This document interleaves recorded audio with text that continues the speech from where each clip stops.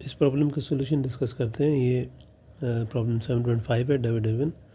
तो प्रॉब्लम ये है कि आपने जो वी नॉट ऑफ टी है इसका सॉल्यूशन मालूम करना है। ये चूँकि ट्रांजिएंट सर्किट है, लिहाजा इसमें हमें कुछ स्टेप फॉलो करने होंगे और वो स्टेप मैं यहाँ पे लिख भी दिए हैं, तो इसको मैं डिस्कस करता हूँ। ये सर्किट दिया हुआ है, ये स्विच है। स्विच की नोटेशन ये है कि ये जो स्विच है ये 0 पे इस पॉइंट से उठ के यहाँ पे चला जाएगा। तो ये जो एरो है ये टाइम का एरो है कि ये किस टाइम पे और किस डायरेक्शन में जाएगा, और ये जो दूसरा है ये कनेक्टर है। तो पहला स्टेप इसमें ये होता है ट्रांजिएंट सर्किट में कि हमें we have to draw the circuit before switching, that is t less than 0, यानी 0 से पहले जो सर्किट है हमने उसको बनाना है। वो नीचे मैंने बनाया दोबारा। और हमारा एक्चुअली ये चूँकि डिफरेंशियल इक्वेशन मेथड है सॉल्व करने का, तो इसलिए हम इसमें स्टोरेज एलिमेंट पे फोकस करेंगे। सो मैं दोबारा रीड आउट कर देता हूँ। Draw the circuit before switching, that is t less than 0 and solve for initial condition of for the storage element. जैसे कि इस केस में कैपेसिटर है तो हम कैपेसिटर की वोल्टेज मालूम करेंगे। अगर हमारे पास इंडक्टर हो तो हम इंडक्टर का करंट मालूम करेंगे, IL ऑफ 0।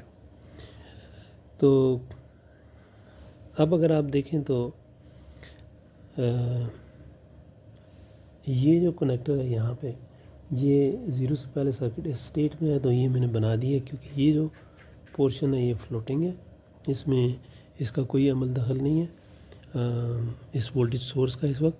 तो लिहाजा मैंने ये सिंप्लीफाइड सर्किट बनाया है। तो अब मैं ये करूँगा कि ये सर्किट बना दिए जब मैंने, तो मैं यहाँ पे ऑब्ज़र्व कर रहा हूँ कि ये स्टेडी स्टेट में है, क्योंकि यहाँ पे इस पोजीशन में काफ़ी देर से माइनस इन्फिनिटी से लेके जब तक स्विचिंग नहीं होती है इसी तरह है, तो इसका मतलब ये स्टेडी स्टेट में है। सो जब ये स्टेडी स्टेट में हो तो ये कैपेसिटर ओपन हो जाता है और इंडक्टर शॉर्ट हो जाता है क्योंकि वोल्टेज तब्दील नहीं होती। तो जो कैपेसिटर का रिलेशनशिप है करंट और वोल्टेज का, हुआ है IC is equal to CdV, उसके क्रॉस वोल्टेज है इस केस में VC of t upon dt। चूँकि ये वोल्टेज तब्दील नहीं हो रही, कांस्टेंट है, अगर हो तो ये ज़ीरो हो जाती है, करंट ज़ीरो हो जाता है। तो क्योंकि derivative of constant is zero, लिहाजा लेकिन इस केस में ये है कि जब आप इसको ओपन करते हैं तो ये इसमें करंट फ्लो नहीं कर रहा, तो लिहाजा जो रेजिस्टर्स हैं इनमें भी कोई करंट नहीं है। तो इस केस में हम सिंपली बाय ऑब्जर्वेशन हम कह सकते हैं जो कैपेसिटर की वोल्टेज है स्विचिंग से पहले वो ज़ीरो है। तो इस सर्किट को हमें सॉल्व करने की ज़रूरत नहीं पड़ती जब इनिशियल कंडीशन ज़ीरो हो। तो लिहाजा पहला स्टेप जो है वो इनिशियल कंडीशन का वो क्लियर हो गया। वो हमने ये मालूम कर लिया कि VC ऑफ 0 नेगेटिव 0 है। अब हम स्टेप 2 की तरफ जाते हैं। स्टेप 2 ये होता है कि आपने जो ओरिजिनल सर्किट की तरफ वापस जाना है। अब देखना है कि स्विच जो है वो अब हमने ड्रॉ करना है switch for t greater than 0, यानी स्विचिंग के बाद जो हमने सर्किट बनाना है और फिर उसके लिए डिफरेंशियल इक्वेशन लिखनी है। तो अगर हम देखें तो ये जो स्विच है t इज इक्वल टू 0 के बाद ये जो बीच वाला एरो है ये वाला, ये हमें ये बता रहा है कि इस पॉइंट से इस पॉइंट पे चला जाएगा। लिहाजा हम स्विचिंग के बाद सर्किट बनाएंगे तो ये जो टर्मिनल ये फ्लोटिंग हो जाएगा, लिहाजा इसको हम रिमूव कर देंगे और हमारे पास जो सर्किट बनेगा वो एक्चुअली यहाँ से ये बन जाएगा। तो इस सर्किट को देखें तो वोल्टेज सोर्स है, बीच में जो टर्मिनल था मैंने निकाल दिया क्योंकि वो फ्लोटिंग है, लिहाजा ये सर्किट बन गया है। तो अब इस सर्किट के लिए मैंने डिफरेंशियल इक्वेशन लिखनी है। तो ज़ाहिर बात है डिफरेंशियल इक्वेशन किसी सर्किट एनालिसिस तरीके से आएगा, तो मेरे लिए मुझे ये लग रहा है कि बेहतर ये होगा कि मैं इसको नोडल एनालिसिस अप्लाई करूं। जब नोडल आपने अप्लाई किया तो ये ग्राउंड है, ये मैंने ग्राउंड बनाया। ये भी मेंशन कर दिया कि सर्किट स्विचिंग के बाद है 2K 4K, और ये जो VC ऑफ t है यहाँ पे। तो जब मैंने इसको ग्राउंड किया तो VC ऑफ t जो है वो इसका मतलब है ये नोड VC ऑफ t है। इसको मैं कोई और नाम भी रख सकता हूँ, लेकिन चूँकि ये इसके दरमियान वोल्टेज VC ऑफ t है तो मैंने इस नोड को वी सी ऑफ टी रखती है, क्योंकि नोड वोल्टेज का मतलब ये होता है कि इस नोड से ग्राउंड के दरमियान voltage V C of T है। तो वो एक्चुअली यहाँ मेंशन है, इसलिए पहले से तो मैंने इसका नाम वी सी ऑफ टी रखा है, कोई और नहीं रखा। तो इस पे आप KCL अप्लाई करें तो 3 करंट्स हैं, एक लेफ़्ट पे डाउन है, एक राइट है। तो अब मैं इस पे नोडल इक्वेशन लिखता हूँ। तो वी सी ऑफ टी -6/12 के वो ये है, -6/12 के। नीचे वाला I C is equal to जो करंट है C, इसके क्रॉस वोल्टेज का derivative, V C of T का डेरिवेटिव आ गया, प्लस और ये करंट है, चूँकि ये सीरीज़ ब्रांच है, अगरचे कि मैंने वी नॉट ऑफ टी मालूम करना है, लेकिन चूँकि मेरे पास वो नहीं है, इस डिफरेंशियल इक्वेशन अप्रोच में हम पहले स्टोरेज एलिमेंट की जो वोल्टेज है या करंट है वो मालूम करते हैं, फिर इनडायरेक्टली हम ये मालूम करेंगे। तो हम इसलिए इस पे फोकस नहीं करेंगे, हम फ़िलहाल वी सी ऑफ टी को मालूम करेंगे, क्योंकि जब ये मालूम हो जाएगा तो आप सिंपली वोल्टेज डिवाइडर से वी नॉट ऑफ टी मालूम कर सकते हैं। तो आगे प्रोसीड करता हूँ। या ये जब नोडल इक्वेशन लिख दी तो वी सी -0/4 + 2 6 के, तो ये 6 आ गया। तो इस इक्वेशन को अब मैंने सॉल्व करना है। तो इसमें ऐसा है कि V C of T by 12 जो है ये और V C of T by 6 के, ये दोनों चूँकि इनमें कॉमन है, तो ये इस तरह मैंने लिख दिया 1/6 के 1/12 के माइनस ये 6/12 के, ये ऊपर चला जाएगा milli, plus C D V upon D T. इसको सॉल्व करने के लिए मैंने सिंपली ये किया कि जो इन दोनों को सॉल्व किया तो ये 1/4 के आता है, तो मैंने सिंपली लिख दिया V C of T divided by 4 के। तो ये वी सी ऑफ टी है डिवाइडेड बाय 4 के। तो -6/12 है, वो 6 2 12, तो ये 1/2 मिली आ जाएगा, और C D V upon D T आ गया। अच्छा, स्टैंडर्ड डिफरेंशियल इक्वेशन फॉर्म लिखने के लिए ज़रूरी होता है कि हम फर्स्ट डेरिवेटिव का जो लीडिंग कोफिशिएंट है उसको 1 रखें। तो ये C था, तो मैंने C पे इधर भी डिवाइड किया, इधर पूरी इक्वेशन को 1/C से मल्टीप्लाई कर दें या C से सारी एक्सप्रेशन को डिवाइड कर दें, तो ये C कैंसिल हो जाएगा। तो पहले मैं इसको सॉल्व कर लेता हूँ। V C of T divided by 4k into C. 4k into C जो है मैंने यहाँ पे मालूम किया, तो लेफ़्ट साइड पे, तो ये मेरे पास 0.4 आता है। तो ये V C of T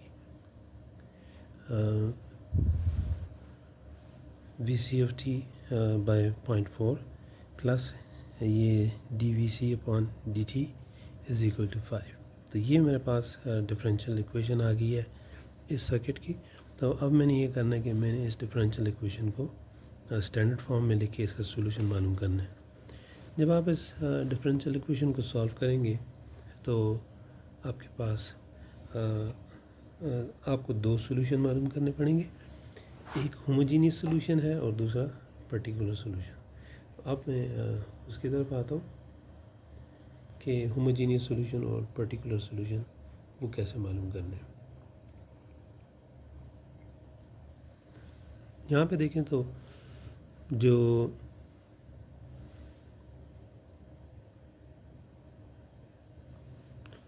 homogeneous solution है,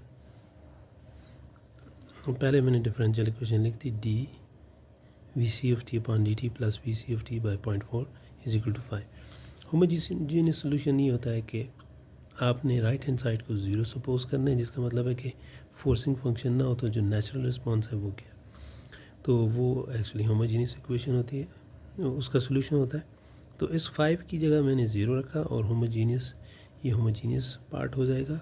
वैसे डिफरेंशियल इक्वेशन का जो सोल्यूशन है वो मालूम, अगर जैसे ये वी सी ऑफ टी है तो इसमें एक इसका जो वी सी ऑफ टी है वो होमोजीनियस सॉल्यूशन होता है, और दूसरा इसमें सुपरपोजिशन होती है होमोजीनियस की, और वी सी ऑफ टी जो है वो इसका पर्टिकुलर पार्ट होता है, पर्टिकुलर सॉल्यूशन। तो ये वी सी ऑफ एच कहलाता है और ये वी सी ऑफ पी आप कह सकते हैं। इन दोनों की सुपरपोजिशन जो है वो वी सी ऑफ टी होती है। तो होमोजीनियस सॉल्यूशन ये होता है कि जो नेचुरली सर्किट कैसे बिहेव करेगा, इसको नेचुरल रिस्पांस भी कहते हैं। और पर्टिकुलर सोल्यूशन हो तो इसका मतलब है फोर्स रिस्पांस कहलाता है। चूँकि हमारे पास सर्किट में स्विचिंग के बाद वोल्टेज सोर्स है तो पर्टिकुलर सोल्यूशन होगा। अगर तुम्हारे पास स्विचिंग के बाद वोल्टेज सोर्स ना हो, सिर्फ कैपेसिटर चार्ज हो या इंडक्टर चार्ज हो, तो फिर हमारे पास सिर्फ होमोजीनियस सोल्यूशन आएगा या ट्रांजिएंट रिस्पांस आएगा। तो अब आगे चलते हैं। यहाँ पे जो होमोजीनियस सोल्यूशन है ये मैंने इक्वल टू ज़ीरो किया। अब सेपरेशन ऑफ वेरिएबल करने, सिंपली इसको उस तरफ लेके गया और वी सी ऑफ टी को एक तरफ किया, और ये मद्देनज़र रखते हुए कि जो डेरिवेटिव है वो ऊपर होना चाहिए और फंक्शन नीचे होना चाहिए, तो मैं इसको नीचे क्रॉस मल्टीप्लाई किया, ये आ गया। डी टी को उधर लेकर क्रॉस मल्टीप्लाई किया तो -1/0.4 डी टी आ गया। दोनों तरफ इंटीग्रल लिया, इंटीग्रल ऑफ नीचे डेरिवेटिव, नीचे फंक्शन ऊपर डेरिवेटिव हो तो इसका इंटीग्रल नेचुरल लॉग ऑफ जो फंक्शन डिनोमिनेटर जो नीचे होता है वो उसका नेचुरल लॉग होता है। तो natural log of absolute value V C of T is equal to -1/0.4। तो ये चूँकि कांस्टेंट था बाहर आ गया तो integral of 1 is actually T plus C हो गया। तो अब इसको चूँकि हमारा जो ऑब्जेक्टिव है वो ये था कि हम स्टोरेज एलिमेंट की जो कि कैपेसिटर था उसकी वोल्टेज मालूम करें, तो लिहाजा नेचुरल लॉग को यहाँ से ख़त्म करने के लिए हम दोनों इक्वेशन की दोनों साइड पे एक्सपोनेंशियल लेंगे। तो एक्सपोनेंशियल और ये नेचुरल लॉग कैंसिल हो गया, यहाँ पे एक्सपोनेंशियल आ गया।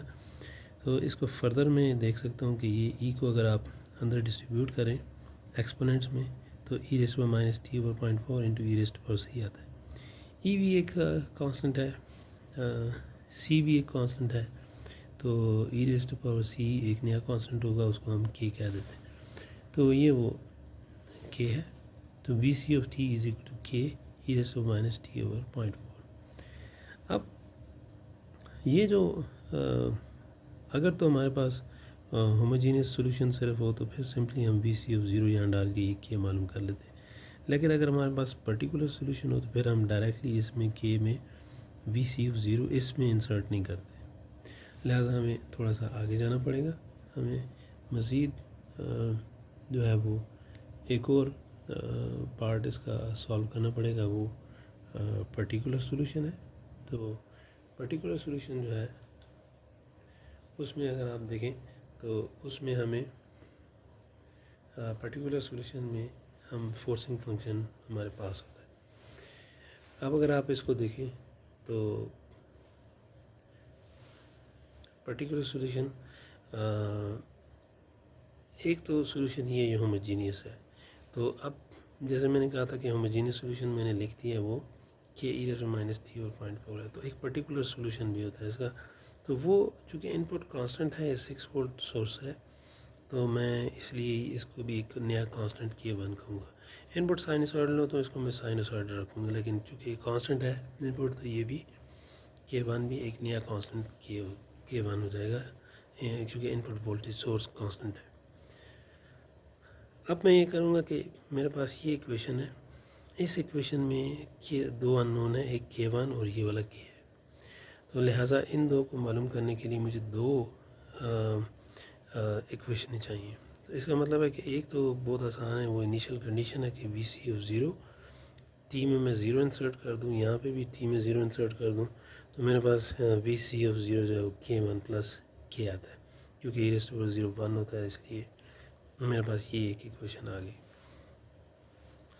इसमें बाई चांस हमने देखा कि वी सी ऑफ ज़ीरो हमारे पास इनिशियल कंडीशन ज़ीरो थी, तो ये वी सी ऑफ ज़ीरो हमें ये मालूम है कि कैपेसिटर सडनली वोल्टेज तब्दील नहीं करता, जिसका मतलब ये कि V C of zero negative, यानी स्विचिंग से पहले जो वोल्टेज आपने मालूम किया है और स्विचिंग के बाद वोल्टेज है वो और ये बराबर होंगी। चूँकि वी ऑफ ज़ीरो जो है वो इन दोनों के बीच में है, तो हम ये कह सकते हैं कि वी ऑफ ज़ीरो जो है वो भी यही होगा। और ये एक्चुअली चूँकि हमने मालूम किया है ज़ीरो था, तो इसलिए वी सी ऑफ ज़ीरो की वैल्यू सब्स्टिट्यूट कर दी, ये ज़ीरो आ गई। तो के वन प्लस के इज इक्वल टू ज़ीरो, तो इसको सॉल्व कर लें तो के वन जो है माइनस के आता है। तो ये एक इक्वेशन को सॉल्व किया तो ये सोल्यूशन आया। अब एक और, चूँकि दो इक्वेशन हैं, दो अननोन हैं, तो दूसरी इक्वेशन भी चाहिए, तो उसमें आप ये कर सकते हैं कि आप इन्फिनिटी डाल दें। तो वी सी ऑफ इन्फिनिटी क्या होता है, के one plus K e raised to minus infinity, क्योंकि एक्सपोनेंशियल फंक्शन है और e raised to minus infinity actually zero होता है, डिकेइंग फंक्शन होता है और इन्फिनिटी पे वो ज़ीरो होता है, तो e minus infinity is zero. Since it is e minus infinity is zero, तो लिहाजा ये हो जाएगा कि यहाँ पे ये चीज़ ज़ीरो हो जाएगी, तो V C of infinity is k1 और वी सी, तो ये हमारे पास चूँकि अब वी सी ऑफ इन्फिनिटी हमें सर्किट से मालूम करना है, तो सर्किट से मालूम करने के लिए हमें थोड़ा सा सर्किट को देखना होगा। तो अगर आप सर्किट को देखें तो हमारे पास ये हमने पहले डिस्कस किया था कि स्विचिंग से पहले, ये फर्ज करें स्विचिंग टाइम है, इससे पहले लेफ़्ट साइड पे अगर आप देखें तो सर्किट स्टेडी स्टेट में था। जो ही स्विच आपने थ्रो किया, डिस्टर्बेंस आई, तो हमारे पास यहाँ पे ये जो टाइम है ये डिपेंड करता है कि टाइम कांस्टेंट क्या है, तो उस देर तक ट्रांजिएंट रहेंगे, तो ये ट्रांजिएंट्स रहेंगे, ट्रांजिएंट्स। फिर उसके बाद ट्रांजिएंट्स के गुजरने के बाद जो है वो दोबारा सर्किट स्टेडी स्टेट में चला जाएगा, फिर स्टेडी स्टेट में। तो हम ये अज्यूम करते हैं चूँकि ये एक्सपोनेंशियल सोल्यूशन हमारे पास देख लें, एक्सपोनेंशियली डिकेइंग फंक्शन है, तो लिहाजा इसलिए यानी जो ये ट्रांजिएंट रिस्पॉन्स है ये एक्सपोनेंशियल फंक्शन है, और ये तकरीबन 5 टाइम कांस्टेंट बाद तकरीबन ज़ीरो हो जाता है एक्सपोनेंशियल फंक्शन। तो उस चीज़ को मद्देनज़र रखते हुए हम ये कह सकते हैं कि यहाँ पे कि कैपेसिटर इन्फिनिटी पे दोबारा ओपन सर्किट हो गया, स्टेडी स्टेट में चला गया। हालांकि 5 टाइम कांस्टेंट बाद ये टाइम जो है ये 5 टाइम कांस्टेंट है, जब तक ये t is equal to 5 time constant तक ये ट्रांजिएंट्स रहेंगे। और इसके बाद हम यही समझेंगे कि इसके बाद actually t is approaching infinity इस 5 टाइम कांस्टेंट के बाद। तो इसलिए ये कैपेसिटर दोबारा ओपन कर देंगे हम, तो ये सर्किट जो है वो एक्चुअली ये सर्किट t अप्रोचिंग इन्फिनिटी है, ये जो भी हमने ये बनाया है। तो इसको देखें तो वो ये कैपेसिटर जो है दोबारा ओपन हो गया, स्टेडी स्टेट में चला गया सर्किट, क्योंकि ये 6 वोल्ट है, ये ट्रांजिएंट चले गए हैं और दोबारा सर्किट स्टेडी स्टेट में चला गया, तो इसलिए ये ओपन सर्किट हो जाएगा। तो वी सी ऑफ इन्फिनिटी क्या होगा, इट्स अ वोल्टेज डिवाइडर, यानी जो वोल्टेज इन ये दोनों सीरीज़ रेजिस्टेंस हैं, तो इसके क्रॉस जो वोल्टेज है वो इन दोनों की वोल्टेज, इन दोनों के रेजिस्टर की वोल्टेज के बराबर है, दोनों का सम है। तो मैंने क्या किया, मैं सिंपली वोल्टेज डिवाइडर लगा दिया, 2 + 4 6 हो गया, 6 के डिवाइडेड बाय इन दोनों का सम, 4 + 12 क्या हो गया 16, सॉरी 4 + 2 6 हो गया, तो +12 ये टोटल रेजिस्टेंस हो गया जिनमें वोल्टेज डिवाइड हो रही है, मल्टीप्लाई बाय जो अप्लाइड वोल्टेज है वो 6 वोल्ट है, तो वी सी ऑफ इन्फिनिटी हमारे पास 2 वोल्ट आ गया। ये वी सी ऑफ इन्फिनिटी हमने कहाँ डालना था, एक्चुअली ये हमने यहाँ पे इंसर्ट करना था, जो ये जो सर्किट है, सॉरी ये जो यहाँ पे ये हमारा दूसरा अननोन मालूम करते हुए वी सी ऑफ इन्फिनिटी जो है ये हमें चाहिए था, ये हमने सर्किट से मालूम कर लिया। V C of infinity actually k1 था, और यहाँ पे वी सी ऑफ इन्फिनिटी हमने 2 वोल्ट्स देख लिया, तो k1 इज़ एक्चुअली 2। जब k1 2 है तो यहाँ पे 2 डालूँगा तो k इज इक्वल टू -2 आता है, वो मैंने ये लिख दिया। तो अब k1 और k की वैल्यू मैंने जो सोल्यूशन था सुपरपोजिशन से जो मालूम करना था, तो दोनों में k1 के मालूम किया, तो ये वी सी ऑफ टी जो है ये एक्चुअली हमारी स्टोरेज एलिमेंट के क्रॉस वोल्टेज है। जो एक्चुअली हमने मालूम करना है वो तो वो स्विचिंग के बाद सर्किट में यहाँ पे हमने मालूम करना है कि वी नॉट ऑफ टी क्या है। तो जब इसको आप देखें तो वी नॉट ऑफ टी जो है वो एक्चुअली जब आपने ये वोल्टेज मालूम कर ली तो वी सी ऑफ टी जो है ये हमने मालूम कर लिया ये, और अब हमने वी नॉट ऑफ टी मालूम करना है। तो मैं देख सकता हूँ कि ये भी वोल्टेज डिवाइडर है, जो वोल्टेज इसके क्रॉस है ये सीरीज सर्किट है, इसके बाद इधर करंट डिवाइड नहीं हो रहा, तो इसका मतलब है इसमें वोल्टेज डिवाइड होगी। तो ये चूँकि ये दोनों सीरीज़ में और ये दोनों इसके पैरेलल में, लिहाजा वोल्टेज डिवाइडर यहाँ से मैं इसको लिखूँगा और वो ये होगा कि V naught of T is equal to 4K divide by दोनों रजिस्टर का सम जो कि 6K बनता है, मल्टीप्लाई बाय जो उनके क्रॉस वोल्टेज है जो डिवाइड हो रही है। तो ये हमें मिल जाएगी वी नॉट ऑफ टी। तो इसको सॉल्व करें तो 2/3 आता है और वी सी ऑफ टी हमने मालूम किया, ये लिख लिया। अब V C of T is equal to, ये 2 भी मैंने कॉमन ले लिया, तो 2 2 ज़ा 4/3 1 minus e raised to minus T over 0.4। अगर आप ये देखना चाहते हैं कि जो इनिशियल कंडीशन है वो ये टोटल सोल्यूशन है, आप ये टी इनिशियल कंडीशन के समेत है। अगर आप यहाँ 0 डालें तो e raised to power 0 1 1 minus 1 0, तो V of zero is in fact 0, तो वो भी वेरीफाई हो गया। और इन्फिनिटी डालें यहाँ पे तो e raised to minus infinity 0, तो 4/3 आता है। तो ये voltage V naught of T is actually 4/3। तो वो हम वहाँ से भी मालूम कर सकते हैं कि वी नॉट ऑफ टी जो है वी सी ऑफ इन्फिनिटी हमने यहाँ मालूम किया हुआ है, तो हम वो वहाँ से भी कर सकते हैं कि वी सी ऑफ टी जो है यहाँ पे वोल्टेज डिवाइडर अगर आप यहाँ पे लगाएं तो 4K डिवाइड बाय इन दोनों का सम मल्टीप्लाई बाय 2, तो ये आपको वही 4/3 वोल्ट्स मिलेगा।